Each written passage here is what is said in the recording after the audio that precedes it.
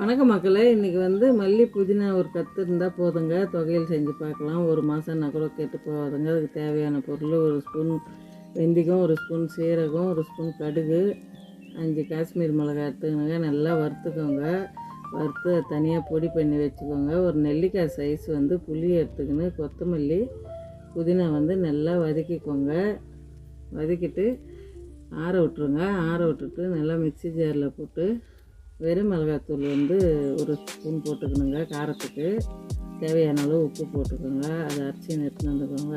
எண்ணெய் ஊற்றுங்க. கடுகு உளுத்தம் பருப்பு போட்டுக்கோங்க.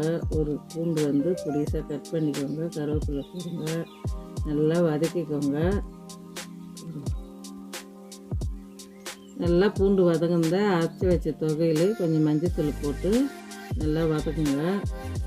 நல்லா வதங்கட்டுங்க. எண்ணெய் பிரியிற வரைக்கும் வதங்கட்டும். பெருங்காயத்தூள் கொஞ்சம் போடுங்க. இது மாதிரி எண்ணெய் பிரிஞ்சதை இந்த பொடியை அரைச்சி பொடியை எடுத்து கொட்டிடுங்க. கொட்டிட்டு இப்படி ஒரு பெரட்டு அப்படி ஒரு பெரட்டுங்க. ஒரு மாதம்னா கூட ஒரு பாக்ஸில் போட்டு எடுத்து வச்சுருங்க. கெட்டே போகாதுங்க. புதினா தொகையில் அவ்வளோ டேஸ்ட்டாக இருக்கும். இது மாதிரி செஞ்சு பாருங்கள்.